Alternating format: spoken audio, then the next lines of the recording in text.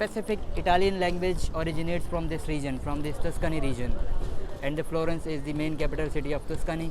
So we are here today. Let's explore Florence and the culture of Florence.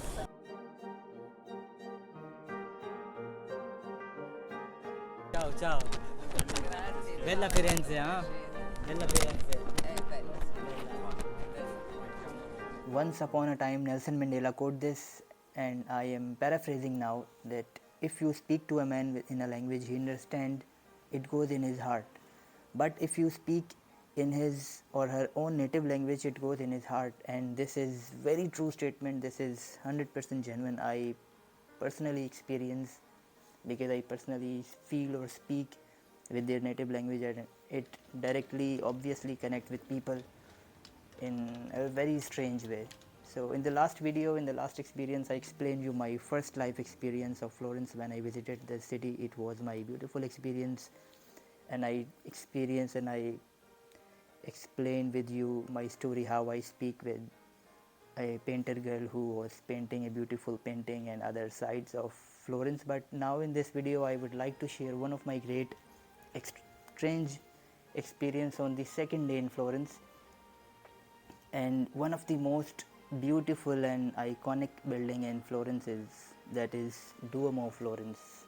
I believe that if you ever saw any photos or videos or pictures, I am sure you saw a video of Florence.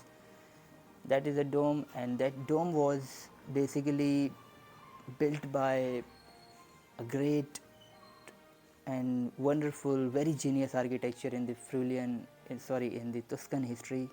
That was Brunelleschi, who built and designed this dome, and it's very beautiful outside from the church. But the real story, when I visited over there from outside, I was curious to know about more the history, the structure, the art inside the Florence. So I decided to go inside.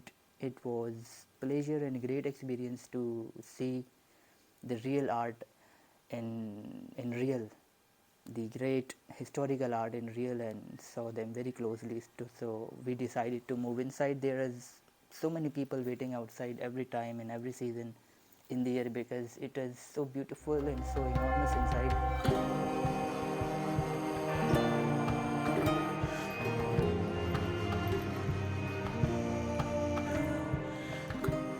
It was a beautiful dome inside, and church over there on the front side, beautiful, and religious paintings all over inside, painted on the church. So it's a general, or it's a traditional act of doing. Then somewhere when Christian people go inside, they blow up a candle inside. So it's an act, or I experienced how it can go. So it was very wonderful experience for me to visit inside the Duomo of Florence.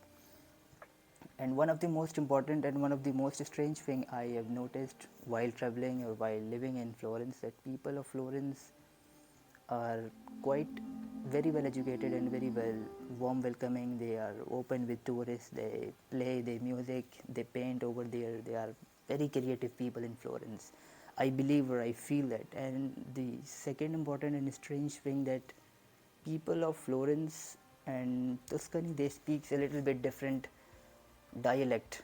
For example, they speak standard Italian, that because original Italian language basically originates from that Tuscany region, from Florence to Siena, that region. So when I visited, so it was bit quite difficult to understand at first moment when I speak with local people or with shop owners, because I was able to speak only basic Italian language. In northern side of Italy, people speaking, I speak and understand the Italian. But in Tuscan region, Florence, for me was a strange idea and strange experience. So I noticed that people speaking differently. So I found a man who was a horse owner, who take a ride all over in the horse to tourist. So that was a long back culture of Florence city.